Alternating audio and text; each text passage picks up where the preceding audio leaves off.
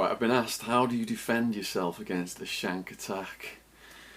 If you know you're going to get shanked, if you've got a beef with someone and it's escalated to that level, there are countermeasures you can take. In prison, people make their own body armour. Best magazines to use are National Geographic magazines because they're really thick.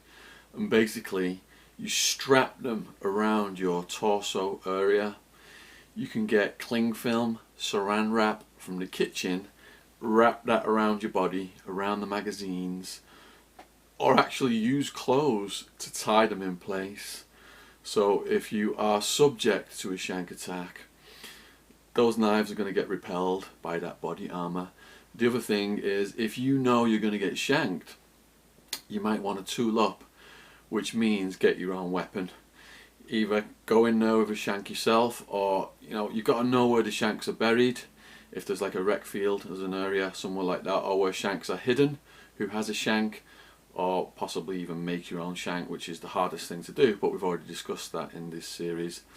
You could make a weapon. If you don't want to go with a shank, you could put batteries in a sock, you could put a rock in a sock, or you could get some kind of stick. So if he's just got his knife, you get him with a stick from a distance, or get him with that sock from a distance.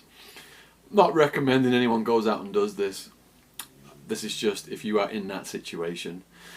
Always the best way to avoid a shank attack is prevention of it escalating to that level. And like I said in another video, most beefs are squashed by having fist fights. Most prisoners will have a fist fight, beef is squashed, they'll have a smoke together, they'll have a chat, have a hug, and it's all over. But every now and then there is that unique person who, if you smash him with your fists, he's going to come back with a knife. So that's why you have to be aware of all of these methods. Now, most violence in prison is caused by debts, and the biggest debt in prison is drug debts.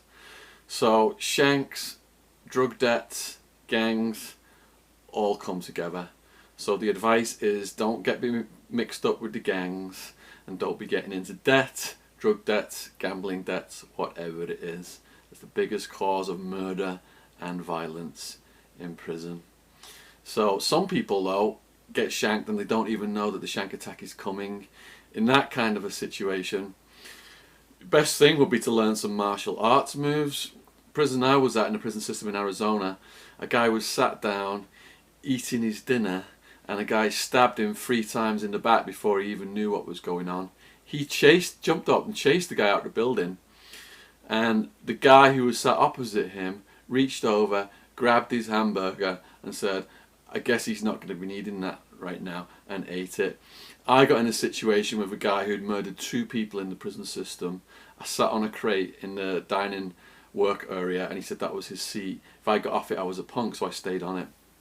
Anyway, I had a beef with this guy, and I had a personal trainer in prison called Iron Man. He was showing me martial arts moves to use. So if someone's got a shank, there's a way you can grab their arm, twist their arm, and break it. So you're going to have to go and get some martial arts schooling to learn that move, and you have to be very, very fast to do this, with this guy holding this knife. But it is possible through martial arts. So they are all the ways I know to defend yourself from a shank attack. Cheers from London.